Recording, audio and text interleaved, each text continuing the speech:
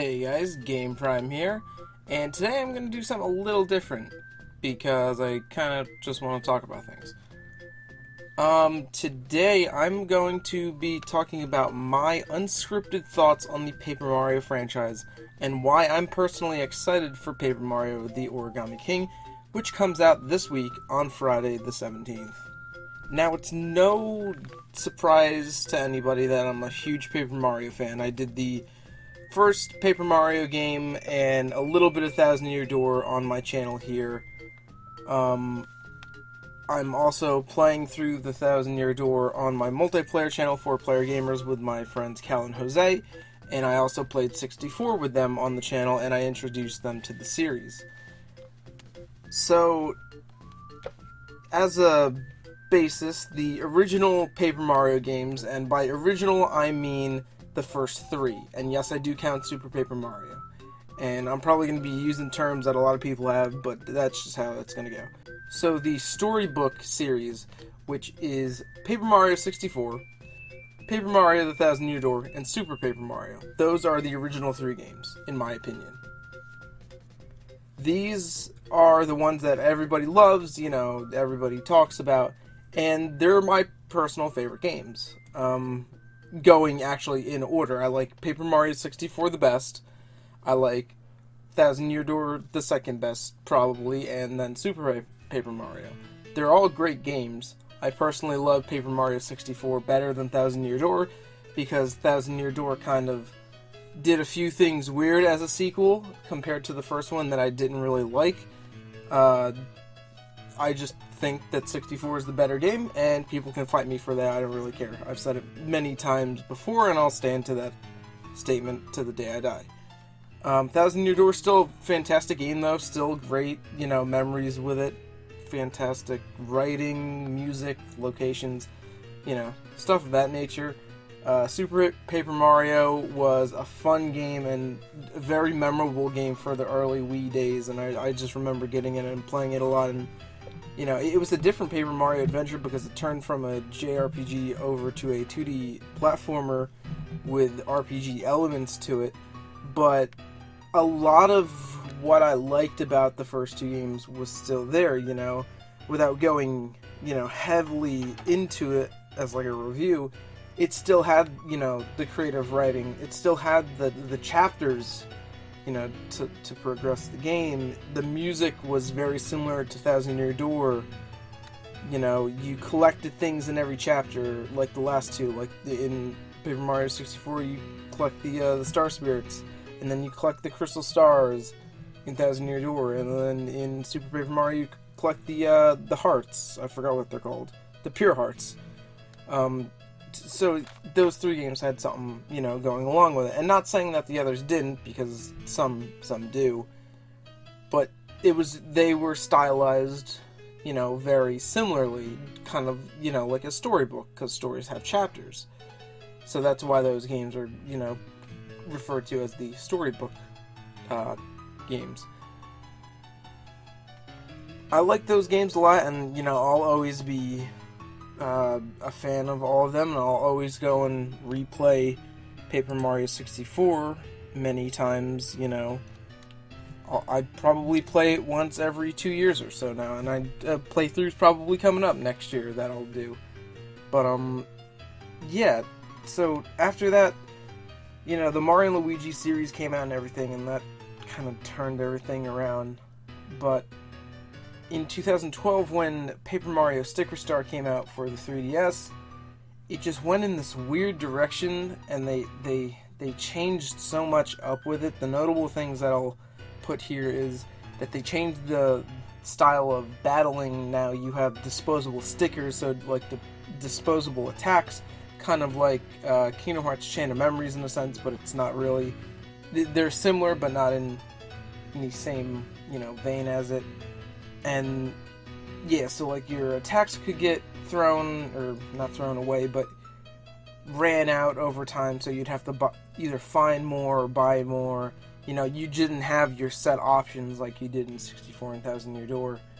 And then that gameplay style also carried over to Color Splash, but instead, in Color Splash, you still have to buy your moves, but they're not stickers anymore, they're paint.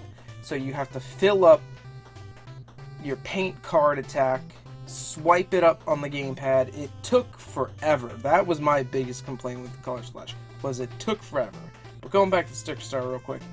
Yeah, and even Color Splash, they changed the overworld into this overworld map where it's like a level select, kind of like just a generic, Super Mario 2D game, kind of like Mario World, Mario Bros. 3, New Super Mario Bros., Mario Galaxy 2, games like that.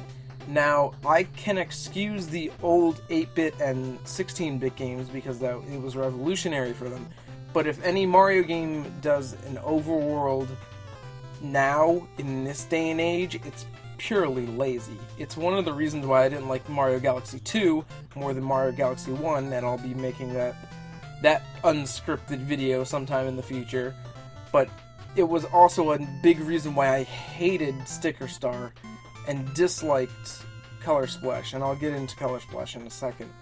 But the world map was just a whack design choice, whereas the other three games were kind of open in a sense, and I know you can kind of make an excuse for Super Paper Mario because it wasn't really open, but you still had a hub world, and you could still go, to the multiple sections of flip side and flop side, and I remember getting lost looking for the heart containers, or the places where you put the pure hearts. That took me a long time as a little kid.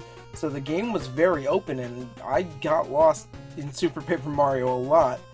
And then in the original 64 and Thousand Year Door, you had these wide open, kind of areas. So once you progress along with the game, you'll kind of be able to go anywhere you like. And then even in like the Toad Town sewers or Rogueport sewers, they had the warp pipes, so you could go, anywhere you wanted to. And that was immediately removed from Sticker Star and Color Splash. So that's kind of my main complaints about Sticker Star. Another thing that they did was remove partners, which was a constant of the series in 64, Thousand Year Door, and Super Paper Mario. You all had partners, even though in Super Paper Mario they were kind of different because they were pixels or pixies. I forgot what the term is. I think they're pixels, but I always called them pixies as a kid. But yeah, they removed partners, and yeah, that sucks because there was no like overworld puzzles that you needed any of them for, and it was just very bland and eh. And then there was also like these cutout sections where you had to go on the gamepad or the 3DS and cut shit out, and it was just eh. There's so much more that I could get into, but I'm trying to keep this video under 15 minutes just so I could get my thoughts out there on the whole series, because it's become a whole mess as of late. So Color Splash came out in 2016. I was a senior in high school, and I remember buying it and playing it a decent amount. I had to put over 10 hours into the game, and I liked it for a little bit, and I liked it for what it was, but the game wasn't perfect because it still retained Sticker Star's battle system. If that game had a better battle system, I'm sure I would have beat it, but that wasn't the case. It had arguably a worse battle system than Sticker Star, because at least in Sticker Star your things ran out just normally, but the paint mechanic in Color Splash was just absolutely horrible, and it was unneeded and unnecessary, and it was just and all my complaints about Sticker Star kind of carried over. There was an overworld, and it was lazy, and there was just this weird feeling about Color Splash that it was just off. It was a very off-putting game, and I've been watching videos of it lately, and it still looks off, but some of the writing is actually pretty good, and I know there's a few moments that are really funny, and I'll never, knock the game for having bad writing or even bad music, because, writing and music kind of are always good things in the Paper Mario series. But yeah, that was my problem with Color Splash it was a step in the right direction, but it wasn't a mile. It was just like a few feet, you know. So then in January, the rumors came out about Paper Mario coming to Switch, and it's going to be a return to form, you know, stuff like that. And that got me really excited, but also very nervous. And then 2 months ago, they revealed Origami King and the announced trailer, and I couldn't believe what I saw. I said to myself that nearly everything I hated about the last two games got fixed. And a lot of people, and still a lot of people online, are crying and bitching and moaning about this game, and I don't understand it. Because they fixed everything, at least to me, really, that I didn't like about the other two games. They put back the overlapping world, the big world, just like in the first three games. You can travel seamlessly, you know, through almost every area once you unlock it. They said that chapters aren't returning, and it will be more quote-unquote open world, but that's fine because it's still going to be like chapters anyway, where you go follow each streamer. That's fine, you know. I don't need to see chapter 1, blah blah blah, chapter 2, blah blah blah. That's fine. It's still going to progress the same way. You know, it's a Paper Mario game. You go in a linear fashion, even though the areas might be a little bit more open. You're still going to be, you know, going in a more linear fashion, and that's fine. The writing looks absolutely amazing and hilarious. I've seen probably too much of the game now than I would like, but I just wanted, you know, to make sure I got a good grasp of what I'm getting into. But it looks really good. The new battle system, the ring-based battle system, looks so much better than the last two battle systems. I don't even care if the battles are pointless. I don't care if there's experience points or not. It doesn't really matter to me. If the battling system's fun, that's all that matters. The last two were horrible to play. They were a drag. Even if they had experience points, I still wouldn't care for it, because it was just poorly designed.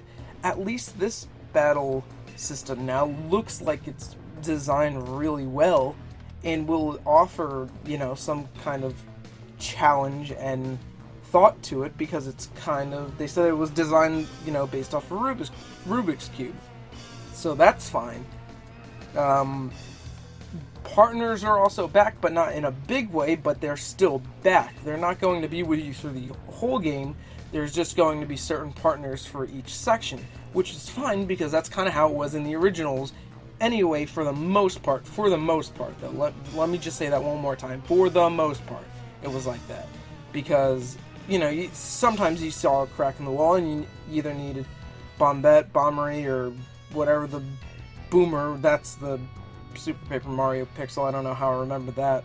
But if there was a crack in the wall, you need one of those to blow it up, you know, in like late game, and that's fine.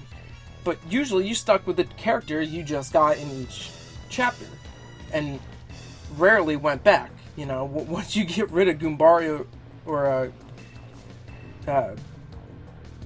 Goombette,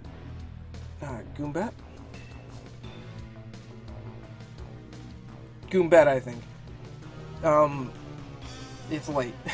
Once you get rid of your first Goomba partner, you're not going to go back to it rarely, you know? The later game partners will always be better than the first one you get by a shit ton. It's stuff like that. So you don't really need to have the partners with you through the entire game. It's going to tell a story for that character through that specific section, and, you know, defeat the boss, cut the streamer, whatever, and then you're on to the next one. It looks fine, you know, and so many people are just complaining and moaning about it, and it's insane. Also, you know, like, you have still, like, creative characters, you know, joining your party for the first time. Like, you've never had a Kamek join your party. Bowser Jr. joins your party for a little bit, it looks like. You know, I'm glad that a bomb returns. Hopefully you could use him in the overworld to blow cracks in the walls, you know, stuff like that. You have a Toad archaeologist. I'm praying that they reference Professor Colorado from Paper Mario 64. Just a bunch of stuff like that. And I heard it's also kind of like a big collectathon as well. You have a bunch of toads that you could rescue, and then they'll help you in battle, and they could cheer for you, just like in Thousand Year Door, another thing that they grabbed from the originals. So many people are looking at this game as Sticker Star 3 or Color Splash 2, when it's its own game, and it's going to have its own identity and write its own story. And it's not fair, at least to me, from what I see, it's so not fair that people are bashing and hating this game. Who knows? It might come out and I might not like it, but I really don't think that's the case because of what I've seen so far. It looks great. It looks absolutely hilarious, funny. The music sounds gorgeous. Might be the best soundtrack, you know, the series has had since Super Paper Mario. It looks fine to me, and I don't understand why people are just losing it over this, because there's no reason to. There's so much good here. There's so much good here that just try it. Just try it. It's not going to be the JRPG adventure you want. It's not going to be the sequel to 64 and Thousand Year Door you want. It's going to be its own game, but still look at what they're doing and look at what they're changing, because it's evident that it's not Sticker Star 3, it's not Color Splash 2, it's Paper Mario the Origami King, and it looks fun. It looks like an adventure worth going on, you know? I couldn't say the same for the last two. It didn't. Those games barely grabbed me. I remember seeing a little bit of Color Splash and I'm like, oh, okay, this looks cool. And then I played it and I'm like, where are all the parts that I saw in the previews? And it was a very later game. But I've seen, you know, a good chunk of at least the first few hours of this game already. And it looks great, you know? And I'm going through one of the trailers here. There's so many different areas and sections. I'm so glad that we're back in the Mushroom Kingdom. Toad Town looks totally different. Totally. But it's still Toad Town, you know? You still get a little Paper Mario 64 vibe from it. Peach's Castle looks almost identical to Paper Mario 64. If you watch the closer look at Origami King trailer, you see that desert, you see the sailing that you could do, the sky place, you know, the forest. There are so many different locations here that I really think it's going to fit very much in line with the original 2 or 3 games. More so the original 2 because, you know, areas that you were kind of familiar with but also not. But there's also going to be like set pieces like in the desert, the ocean. I'm really looking forward to the ocean, to be honest with you. Getting on that boat and traveling to those islands, that could be a huge map that we have no clue about. It could be like Sly 3 where you get in the pirate boat and you could visit a ton of islands and find treasure. This game has so much potential going for it. There's not like one thing that I'm like about. It all looks good, and I don't understand why people are bashing the hell out of it. You know, like some things are generic.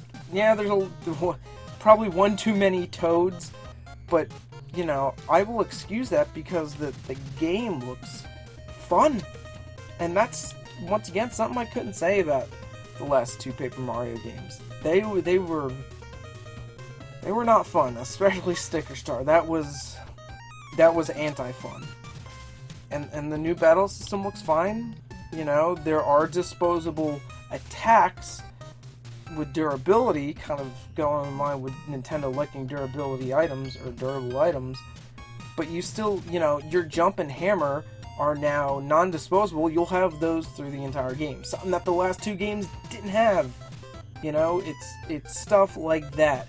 The only thing that I'm, you know, iffy on are the bosses. Still kind of going weird with that craft element, you know, that the last 2 games went with. But I'm gonna excuse it because the rest of the game looks fun and just it looks like I'm going to have a smile on my face playing this game. So I think I'm gonna stop myself there because I'm kind of getting a little bit too long with this video, but yeah, I'm super excited for Paper Mario the Origami King. This is a type of video that I've never done before. Usually I have a script in front of me and I'm reading that, you know, right there. This is more kind of my raw, unfiltered thoughts about everything. And I'm sure I didn't get everything out that I want to, but I'm still going to be reviewing Paper Mario Origami King in a few days. Or, give me 2 weeks. Give me a week or two. I don't know how long this game's going to be. That's another thing. I have no clue how long this game's going to be. I predict it'll take me at least a week to beat. But I'm also going to be juggling Ghost of Tsushima as well, which I will also be reviewing. So it might take me a few days to beat this, but I'm looking forward to it. It's a brand new Paper Mario adventure that I'm honestly super on board with. And after watching probably a good hour or so of collective gameplay from different parts of the game, it looks like it's going to be good, and it looks like it's going to be a decent successor to Thousand Year Door. And I can say that with full confidence and backing, because if you played the original few games for the locations, the characters, you know, the music, then this is going to be that successor you're looking for.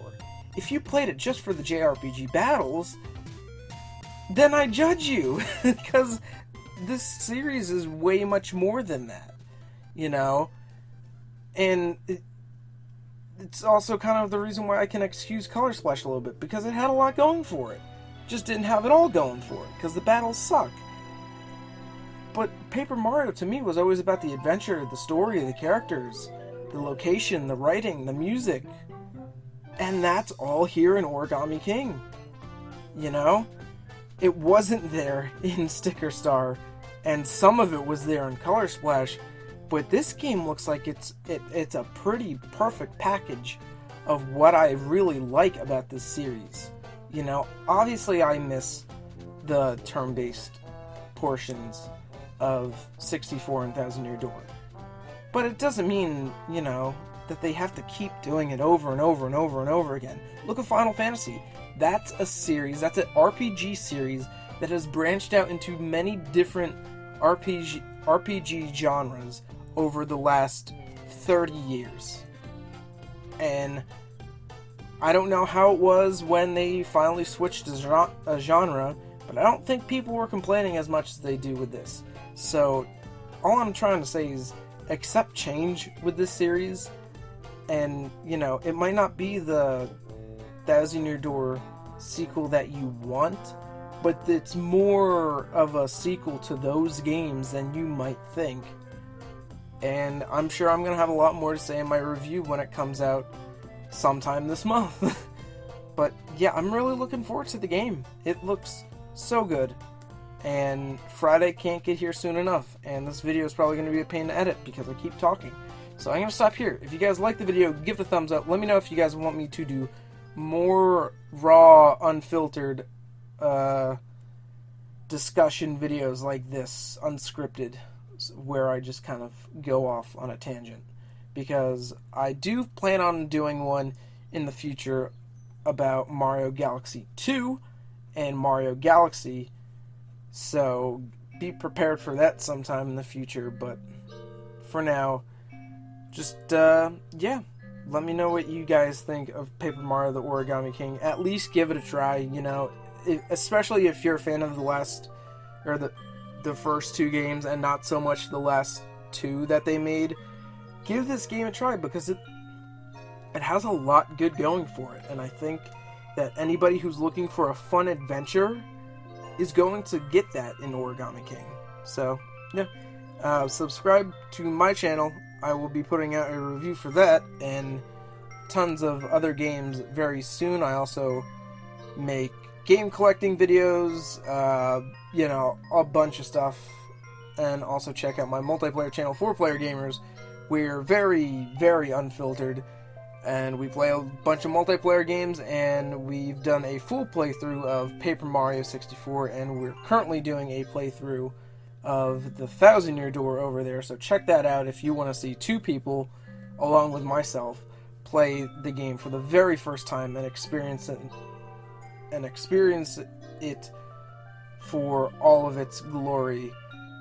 So yeah, once again, thanks again for watching this video, guys. I will see you very soon. Enjoy Paper Mario: The Origami King when it comes out Friday. I will see you guys next time.